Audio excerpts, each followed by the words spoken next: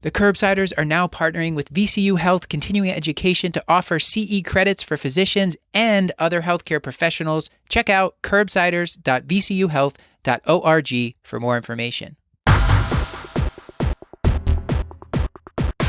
The Curbsiders podcast is for entertainment, education, and information purposes only, and the topics discussed should not be used solely to diagnose, treat, cure, or prevent any diseases or conditions. Furthermore, the views and statements expressed on this podcast are solely those of the host and should not be interpreted to reflect official policy or position of any entity, aside from possibly Cashback Memorial Hospital and its affiliate outreach programs, if indeed there are any. In fact, there are none. Pretty much, we aren't responsible if you screw up. You should always do your own homework and let us know when we're wrong.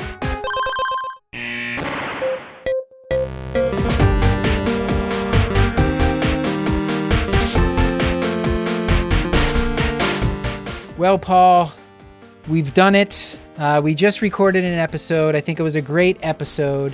And we were talking about racism, anti-Black racism in medicine with our esteemed guests, who we will introduce in a second. But Paul, can you first tell people, what do we do on this show?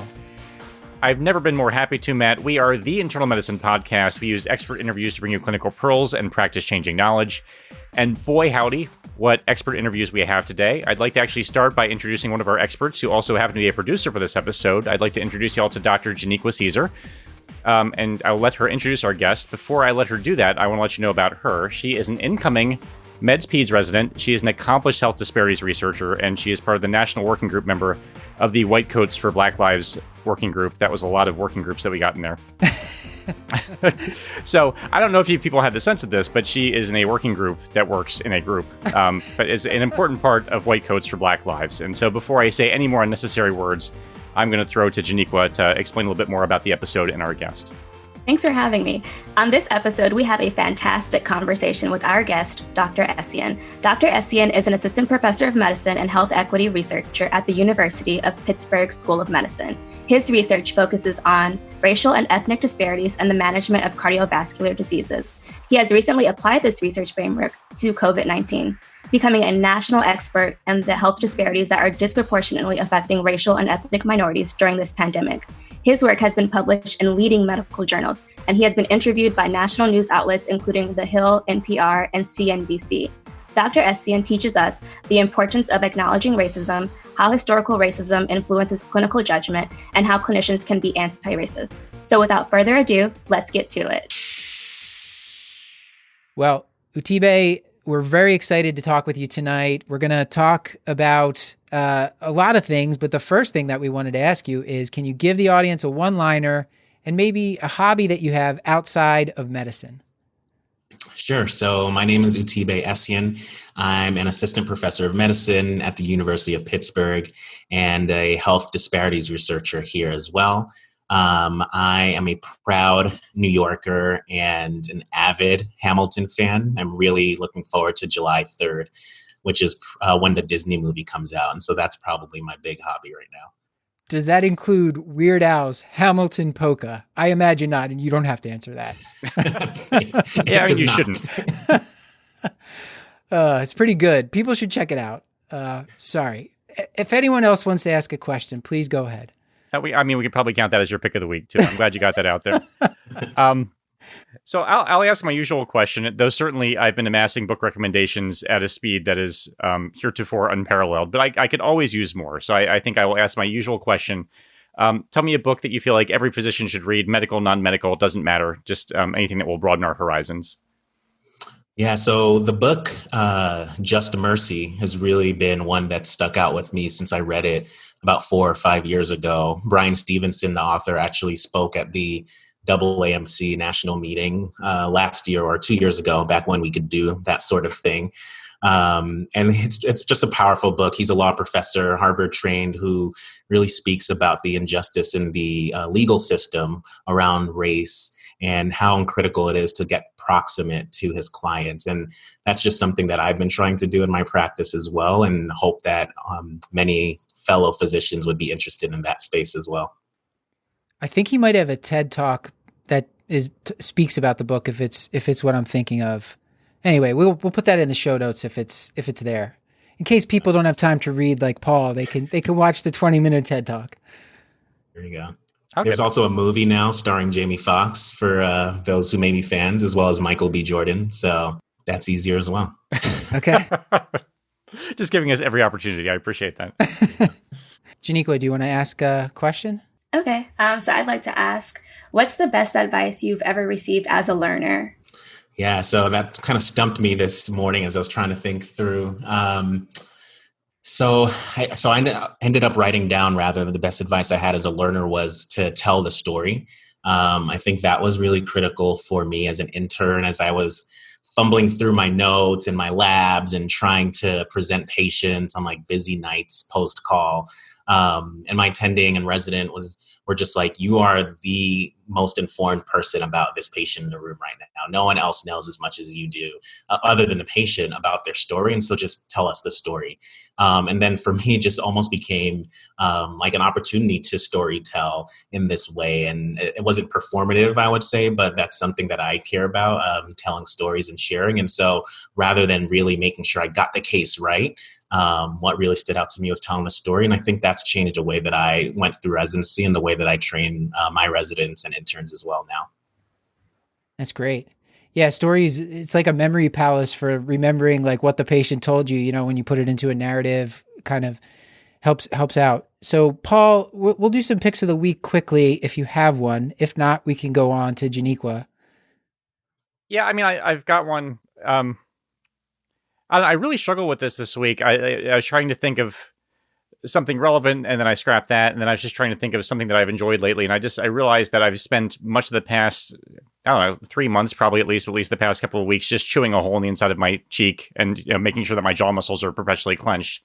So I instead thought I'd pick something that I return to that just kind of soothes me and calms me down, and I do realize that a lot of the stuff that soothes me, most other people find grating and annoying and kind of nerve-wracking, but that's okay. So I'm going to recommend the 1991 album Drive Like Jehu, which is the self-titled album from the band Drive Like Jehu. I may have recommended another album by them before.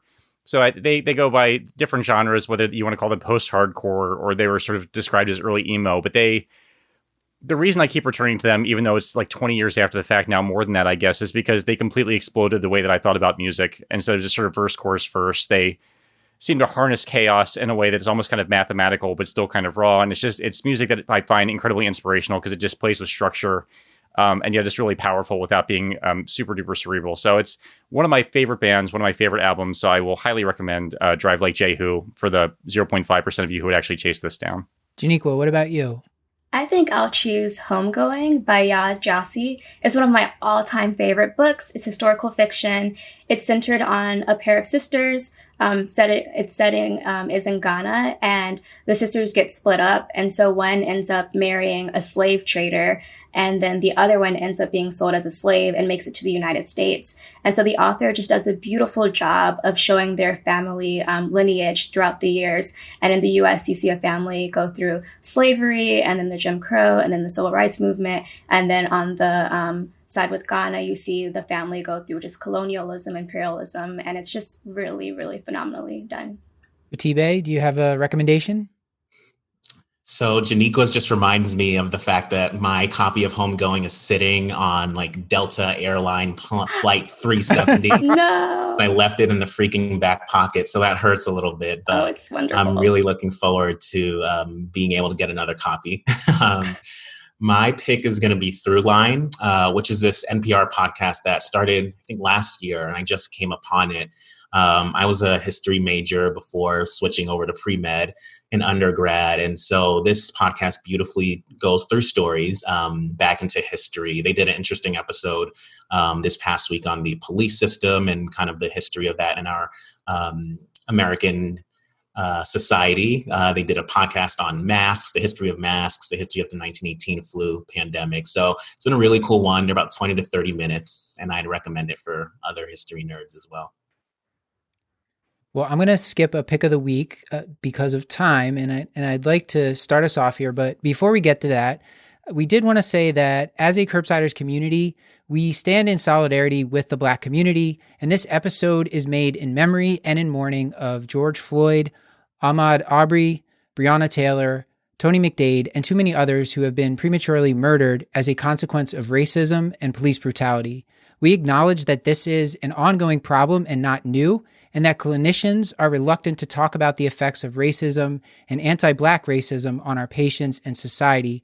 We believe it is incumbent upon us to address it now, and we as a podcast commit to producing more content to help each of us understand racism in medicine.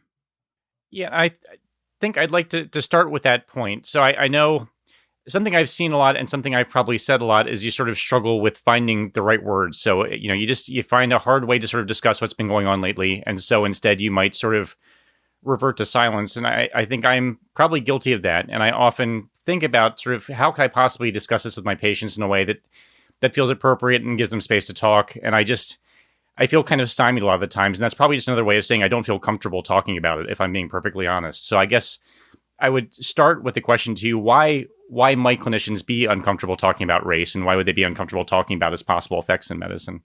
Yeah, so I think the question is a really important one, and it's the idea that this is not just clinicians, that we are humans, that over the last few weeks, I've had friends who have known me for years, for decades, went to college with medical school, residency, who told me how awkward and uncomfortable they felt reaching out to me about these issues over the last few weeks. So I think that's the reality, is that the history and legacy of racism in our country has kind of been quieted because of how traumatic it is, because of how hard it is to hear those stories and to see the images that they call to question. And I think just like any uncomfortable conversation we have with our patients, I posted on Twitter a couple of weeks ago that we as physicians are trained to talk to patients about their illnesses. We're trained to deliver them bad news. We're trained to call their family members to share with them bad news. We are encouraged to ask them about whether they have guns in their homes, to ask females about domestic violence, or males, anyone.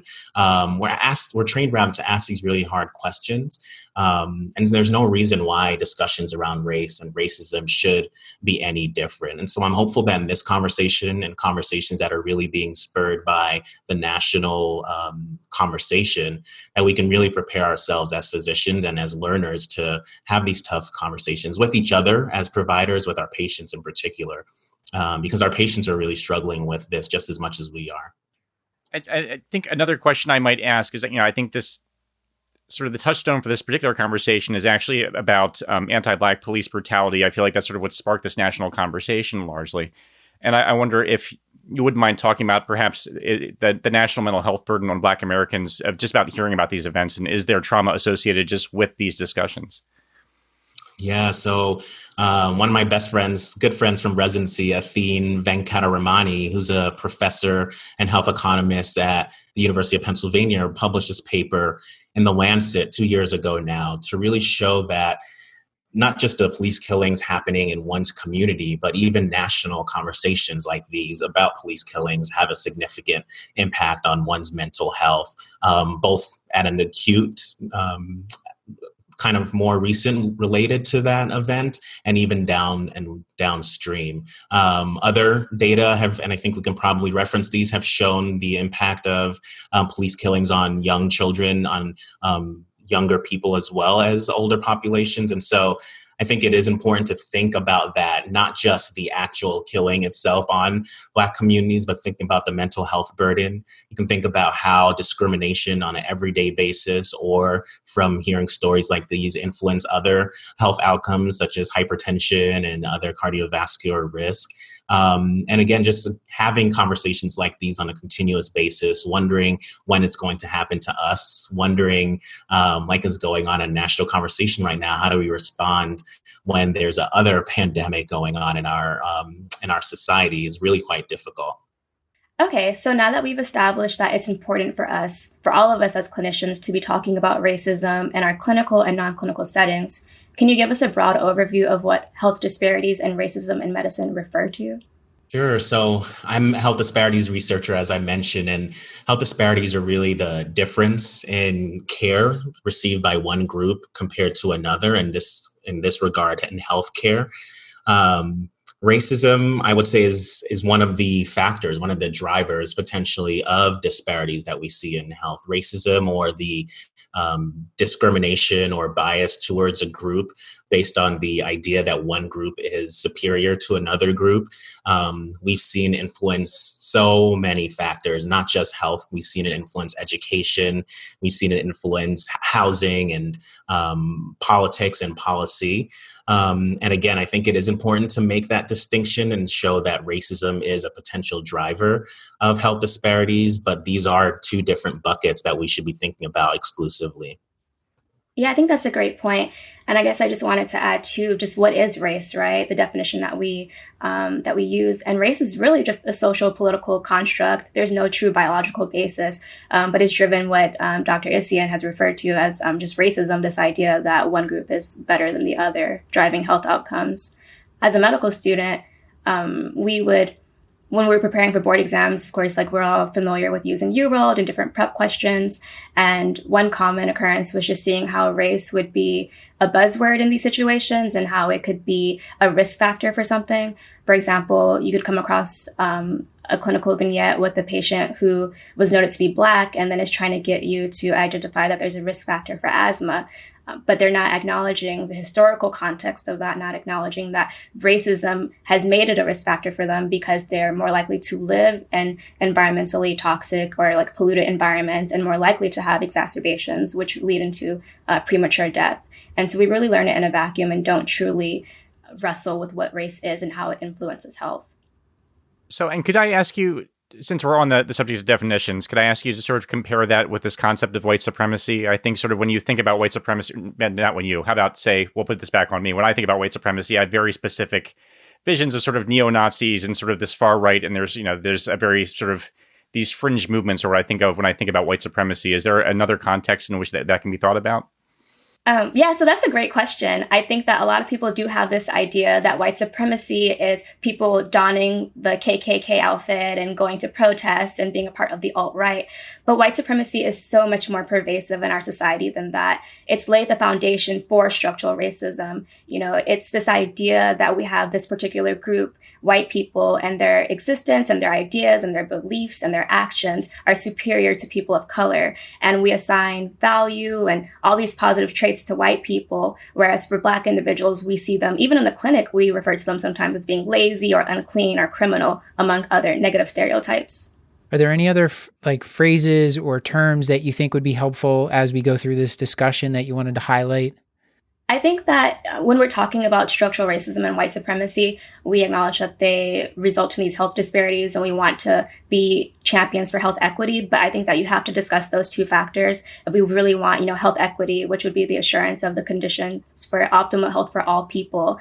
And I think another thing that we have to consider too is the idea of implicit bias and how that's often used as a proxy for racism with regards to our discussion on discrimination in medicine. And I think that it's not sufficient. So why don't we walk through some ways that historical legacies of racism in medicine might manifest to us in the clinical setting.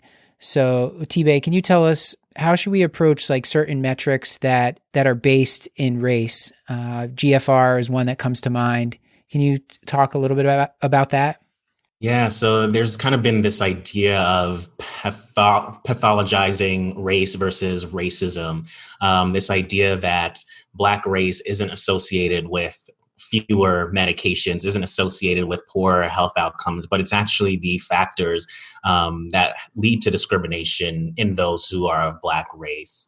And I think one example is the GFR, so glomerular filtration rate. Many of us know that there is a correction for race in that lab marker. Many institutions around the country, or some rather, are starting to address that and take away the correction.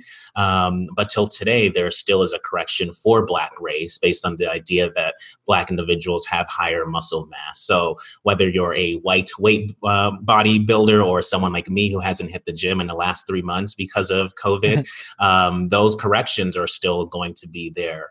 And so that, whether it's a GFR or you mentioned pulmonary function tests or PFTs, which literally the tool that is used to calculate that factor is based on race-based literature. I think the Dr. Samuel Cartwright, who created the spirometer himself, thought that Black individuals had lower lung capacities than white individuals, created this spirometer, some of which still have, again, a calculation for Black race. And so thinking about the lab markers is really interesting. There are other cardiovascular disease models that also capture race. There are researchers who just 5 years ago were suggesting that we add race to the CHADS-VASc score because of the fact that African Americans with atrial fibrillation tend to have higher rates of stroke and mortality, which is my area of research. And again, like Joniqua mentioned, without actually taking a step back, looking at the context and seeing what are the factors that really result in the outcomes rather than just adding an R to the CHADS-VASc. So I think as clinicians, we really need to think about how we look at these various factors that quote unquote correct for race.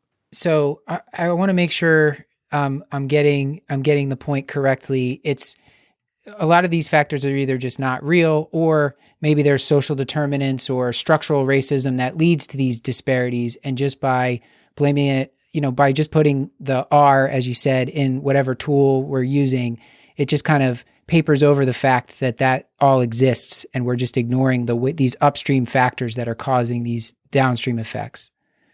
That's exactly right. We need to remind ourselves that race is a social construct, that it's not biological ancestry. My parents are West African, and so I am literally African American, but there are plenty of individuals in this country who have been here for generations who don't have that same lineage, so to speak, and are so with the race, whether it's in GFR or in that CHADS-VASc R, we're not capturing the social factors, the fact that because of our history of racism and discrimination, Black Americans tend to live in poorer neighborhoods, in neighborhoods that are segregated and thus have more housing instability, food insecurity, and lower education, many of which end up resulting in individuals with higher rates of cardiovascular disease and end-stage renal disease. So I do think it's almost in a way a cop-out, so to speak, to just add the R there and not actually take a step back and look at the social determinants, like you mentioned, that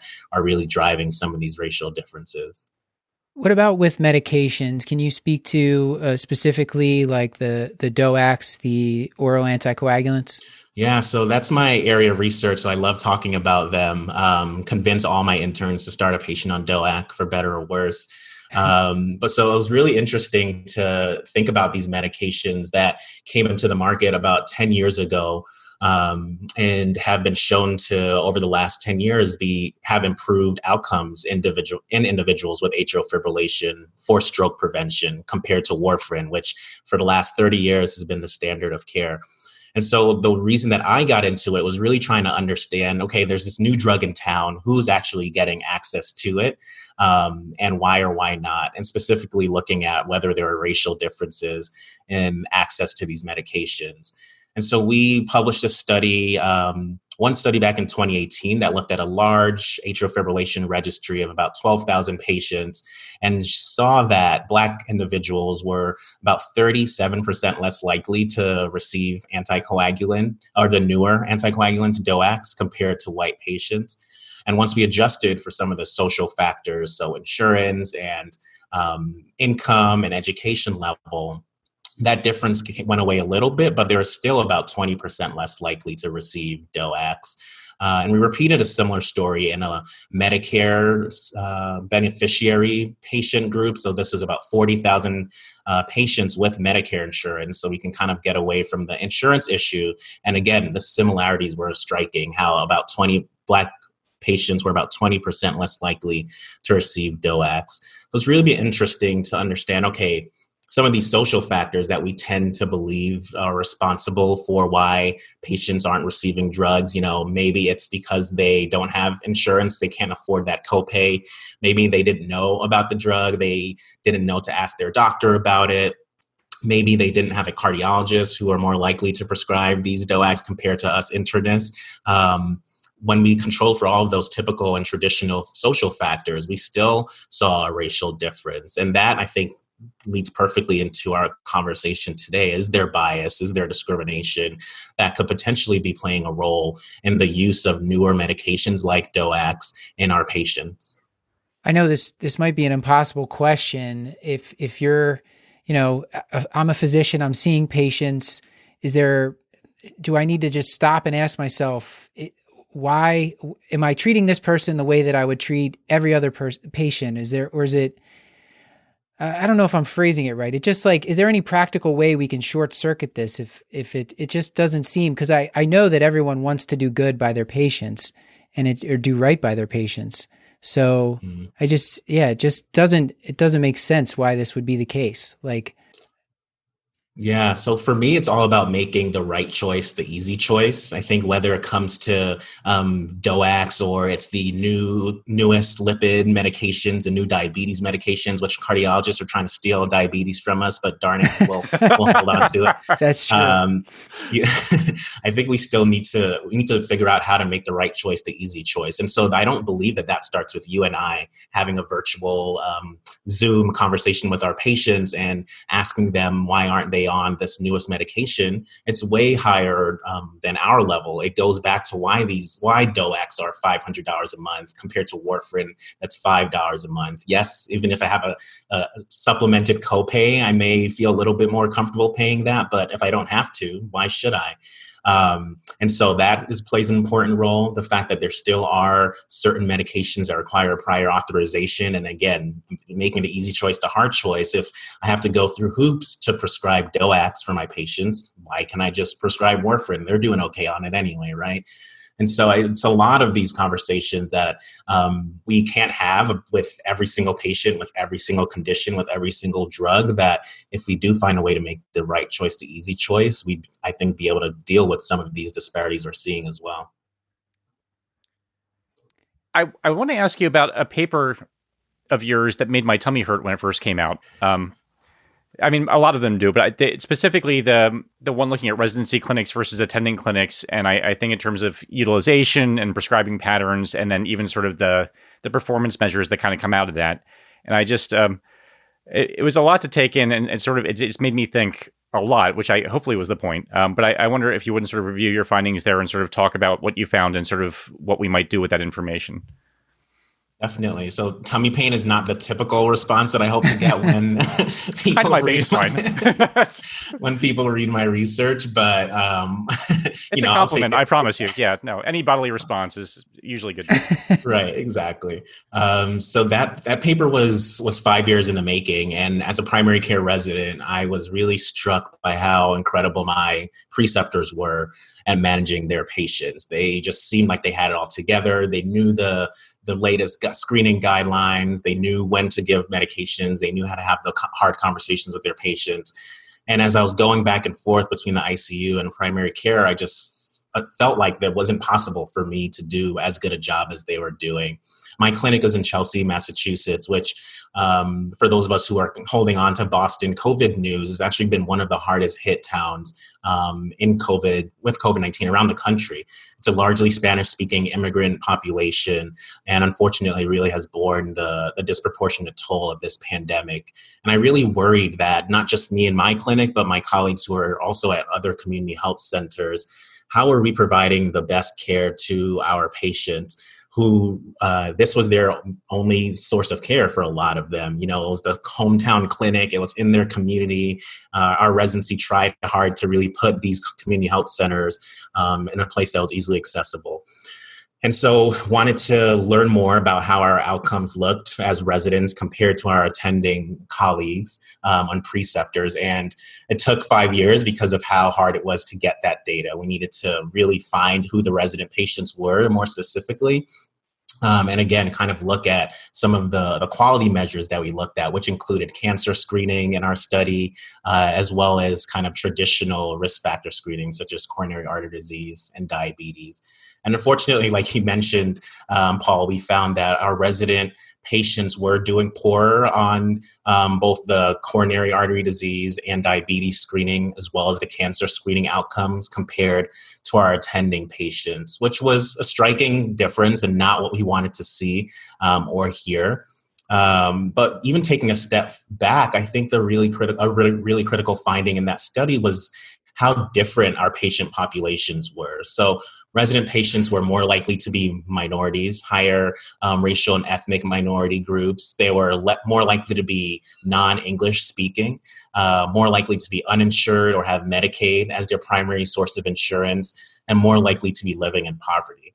If you just put all of those factors together, we can only imagine how challenging it is to manage one's diabetes, manage one's coronary artery disease, to make sure they can get over to the main hospital or the academic medical center to get their colonoscopy, to get their breast cancer screening, when they have just a myriad of other issues going on in their lives. And those are the patients that residents are taking care of, residents who may not necessarily be as savvy in these clinical guidelines and also just have so many other issues to address, and a patient population that for the most part also was just recently hospitalized. And so we're trying to manage the post-discharge issues. So it was really interesting finding. I think it moved our hospital to rethink how they're addressing their residency clinics, and having conversations like these, I'm hoping, can really move other programs to think about that further. I imagine the continuity issue too, right? The residents are turning over. I remember as a resident, or just when you're precepting, they're like, oh, another new doctor. Like they change every couple years. And I can't imagine that's, if you're an attending and you're there for multiple years, it's just such an advantage, and you have so much more clinic days in general to see people. So it is disheartening, but once with all the evidence, all the reasons you gave, I guess it makes sense that it would be the case.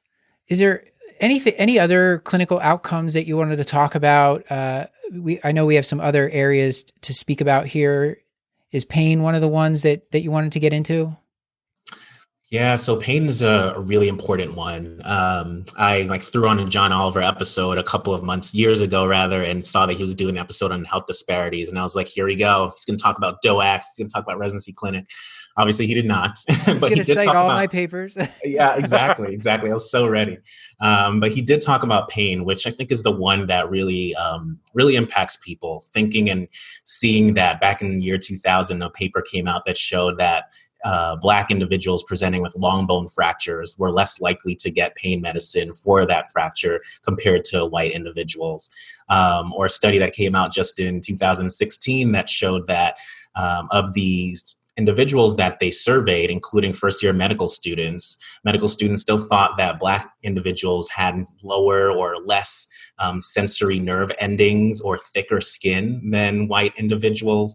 So the fact that, again, 16 years from that initial study, but in the year 2016, that students who are going to be future doctors are actually still believing some of these myths around race-based medicine is really quite challenging.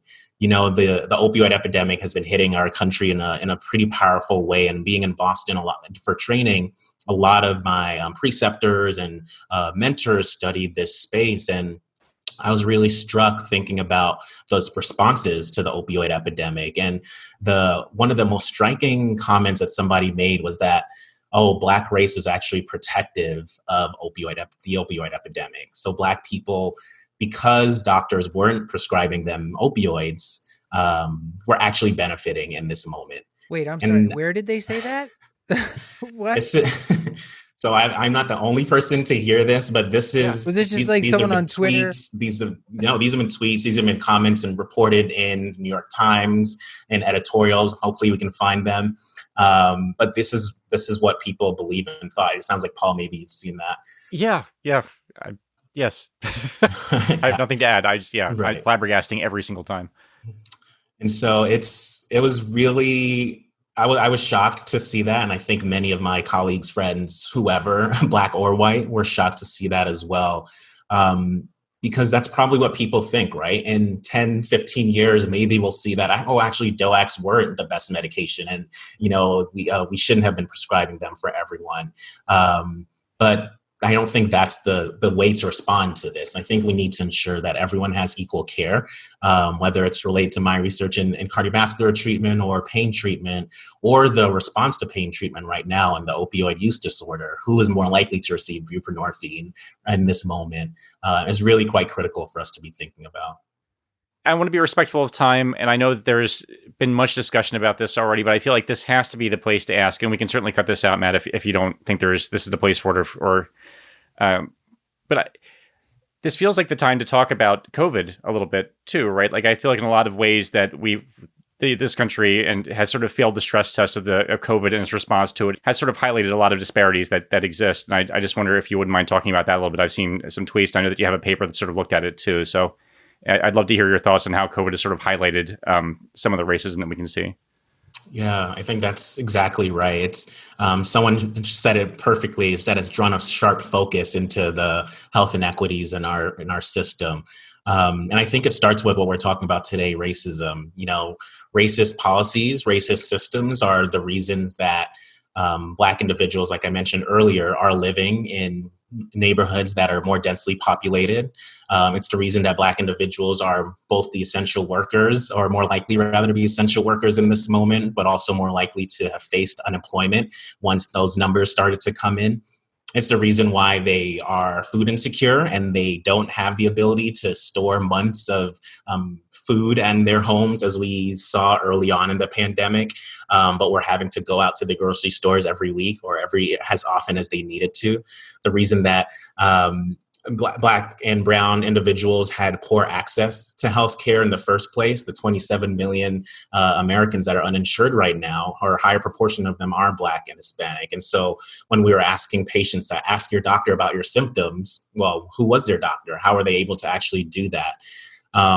Asking your doctor about your symptoms, or even being able to hear that information, depends on if you have the language ability to actually access the public health information that we've been giving out over the last 3 months around hand washing, wearing of a mask, social distancing. What does social distance mean to a patient who doesn't actually speak English? And so those two big buckets, both the social risk as well as the access, is how I've been thinking about this pandemic.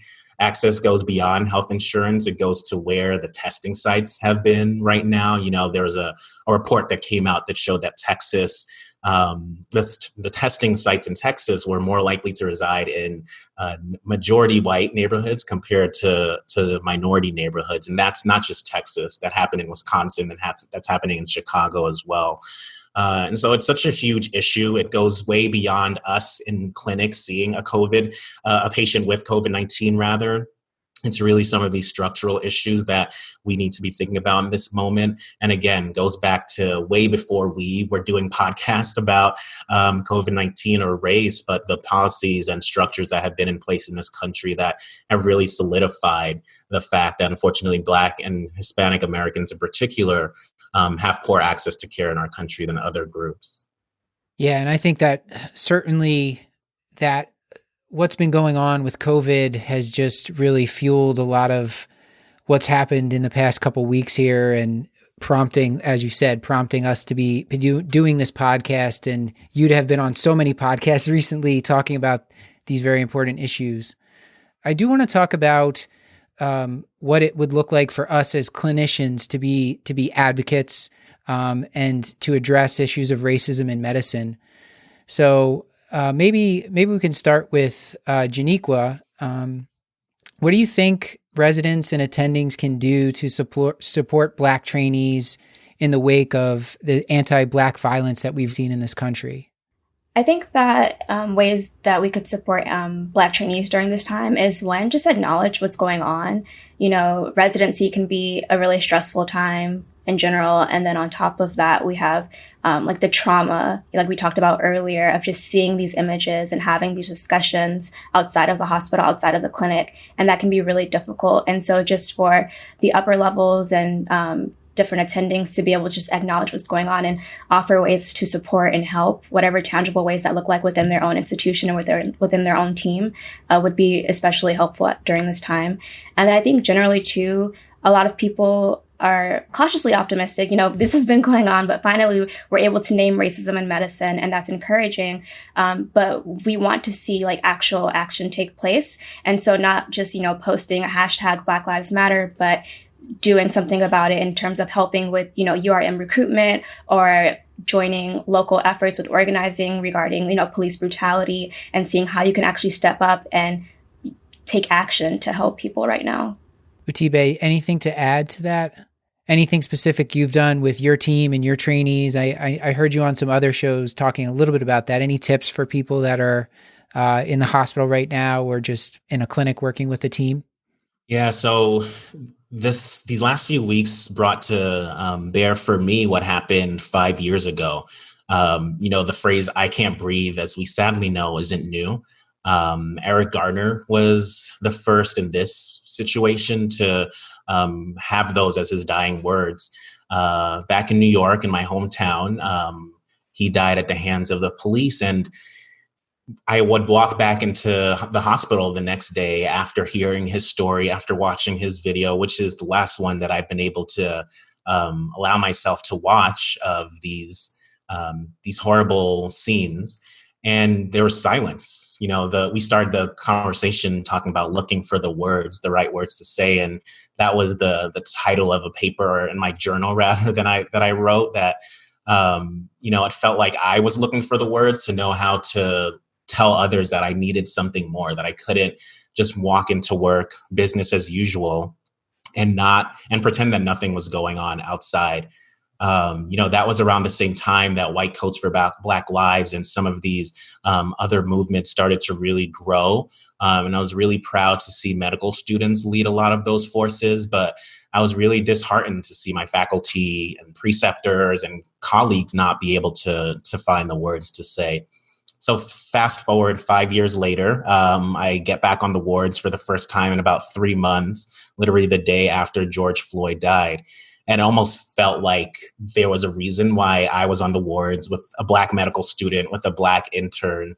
And I just felt like I couldn't be silent anymore. And so thinking back to my experience really led me to boldly call it out. I sent a message to my team because it's easier for me to write than to speak, which hopefully you guys aren't experiencing right now. But you're doing great.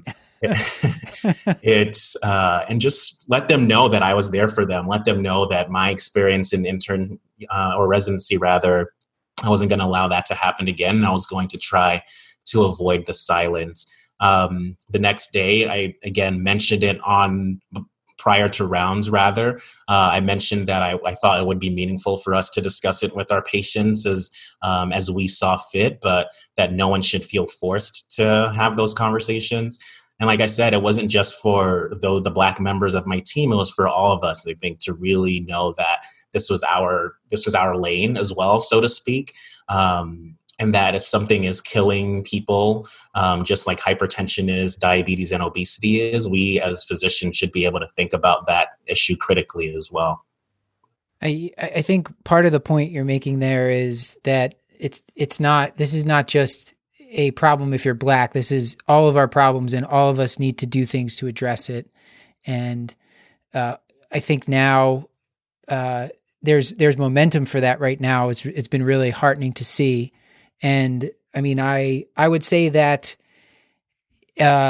personally, this is a confession that it was my gut response is like, I don't know what to do, so I'm gonna just not say anything, or I'm gonna ignore it. But I no longer think that is the right thing to do. And I think to educate yourself, educate your children, vote, donate. These are all the things that Twitter has been very helpful. There's been a lot of great just education going on. And I feel like people are very open and just like soaking it up right now. Like I don't ever remember that in my life. So I am very optimistic, would like to call our audience to talk about these things, to show their support where they can. And there's a lot of organizations. Joniqua, I did want to ask you to talk a little bit about the White Coats for Black Lives that Utibe mentioned, because I know you're involved with that, and that maybe that will have some extra info for our audience, what they can do. Yeah, I think one tangible way that people can help is getting involved with White Coats for Black Lives, and specifically our Racial Justice Report Card. So that was launched back in 2017, and it's a report card where we grade medical schools and their associated hospitals to see how well they're doing with regards to racial justice. So we kind of approach the topics that we've mentioned today, thinking about segregation for patients of color being seen by residents versus private patients being seen by the attendings. It looks at metrics that evaluate our URM recruitment strategies for particular schools and how well those URM or underrepresented minorities are supported once they do walk through those doors. We look at campus policing and seeing if there's disproportionate policing of people of color while on the campus. And so there are a lot of metrics that we look at to see how well a school is doing or an institution is doing with regards to racial justice so that we can have a mechanism for public accountability. Utibe, have you seen anything specifically helpful within an institution, or if there's people that are in leadership roles at their residency program or their Department of Medicine, like what you would call on them to do? Yeah, so I think the 3 steps in the ways that I've been thinking about this is listen, learn, and lead. Very easy. Take home, grab that in your pocket. So first, listening. I think having the opportunity and providing the space rather to listen to whether it's Black students, trainees, faculty, about how they need the support of the health system, the residency program, the team is really important. Like you mentioned, Matt, reading the tweets and the movements on social media, I think has been powerful for me as well to, again, see that everyone's experience is unique. Learning, I think, is critical. We have so many books and resources available. MedPortal actually just published our recent anti-racism readings for those who are in the medical education space to particularly engage with.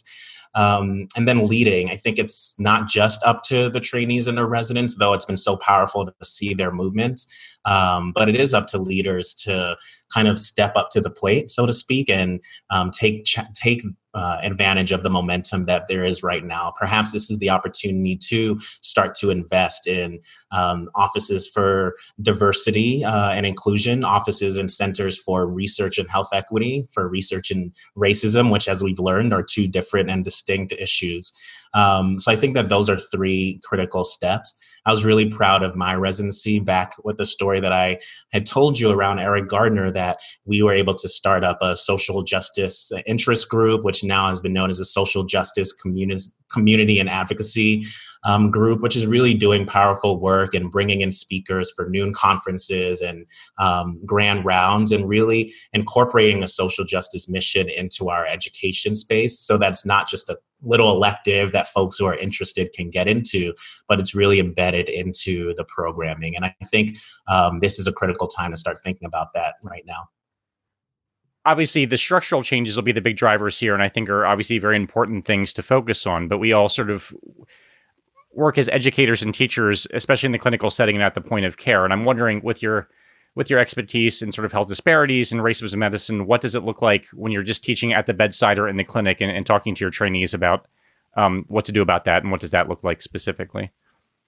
Yeah, so I think modeling behavior, whether it's the modeling of how to do a physical exam and all the steps that we use to do well on step 2 CS, is just as important in this conversation as well. You know, we need to, again, listen to what our patients are telling us.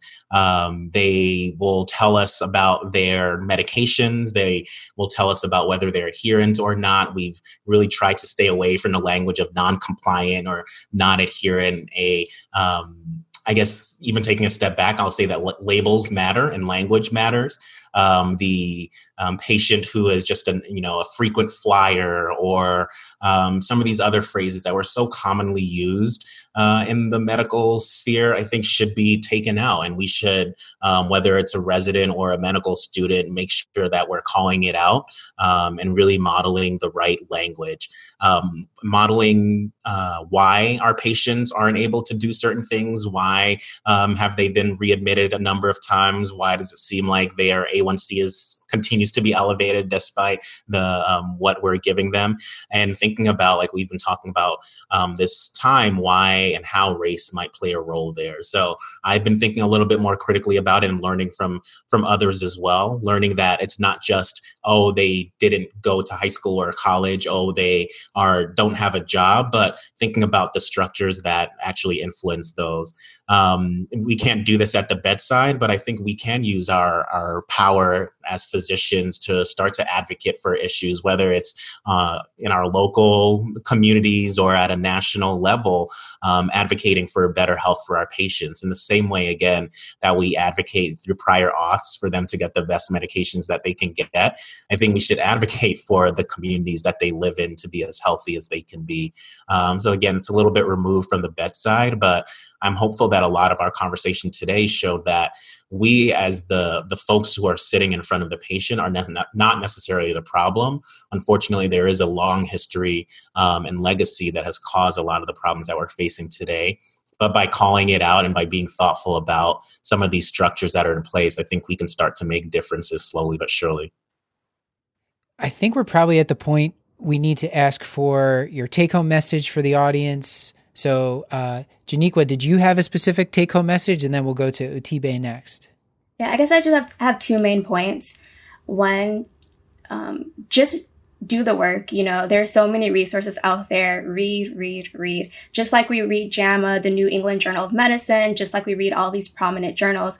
There are so many resources out there, books, articles, podcasts that discuss racism, that discuss race and its intersection with medicine. And we should educate ourselves and find ways to take action within the clinic and outside of the clinic so that we don't contribute to the premature death of Black patients. And then I guess my second point would be, I know that this can be a difficult conversation. I know that it can be hard, but I challenge everyone to embrace that discomfort, to be challenged by it. I know that it's hard, but imagine sitting with discomfort versus, sitting in a jail cell or sitting under a bridge or sitting at a funeral because of the consequences of structural racism. We as clinicians really need to use our platforms to learn how to be anti-racist and to pursue health equity. Utibe, I'm sorry you have to follow that. Yeah, those follow excellent that, points, but good luck. I was going to say, wow, Joniqua showing off her future education there. So for me, I would say reminder that race is a social construct. I think that's kind of been the tagline for a lot of our conversation. Taking caution with pathologizing race versus racism, and remembering that it's racism that leads to a lot of the disparities that we see. And the reminder, kind of like Joniqua said, to avoid the silence. These conversations are difficult, but again, back 10 years ago, I don't think any of us would have imagined that the "this is our lane" hashtag related to gun violence would be something that physicians would be pushing. I don't think a lot of us working in the addiction space would have been thinking that ending the stigma would be a big pull in the academic medical society. And so I'm hopeful that in 5 to 10 years, conversations about racism are just going to be as casual, so to speak, as those conversations right now.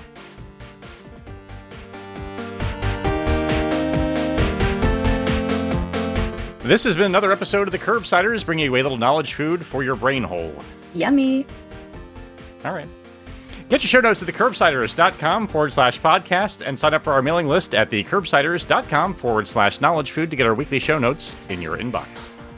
We're committed to providing you with high-value, practice-changing knowledge, and to do that, we need your feedback. So please subscribe, rate, and review the show on Apple Podcasts or contact us at thecurbsiders@gmail.com. A special thanks to our producers for this episode, Joniqua, Cesar, and Hannah Abrams, and to our social media team, Beth Garbitelli on Twitter, Madison Morgan on Instagram, and Chris the Chiu on Facebook. Until next time, I've been Paul Nelson Williams. I was wondering if you were going to Ron Burgundy it. Well done. For the whole thing. Claire, please keep that in or put it at the end. And I've been Matthew Frank Watto. And I'm confused and would be remiss in not thanking Stuart for composing our excellent theme music, which you're doubtless hearing now, as well as our eternal thanks to Claire Morgan of Nautilus for editing our audio, which might be a special challenge tonight. As always, I have been Paul Nelson Williams. Thank you and goodbye. And thanks to our partner, VCU Health Continuing Education, who's helping us offer free CE credits for physicians and other healthcare professionals. Check out curbsiders.vcuhealth.org for more information.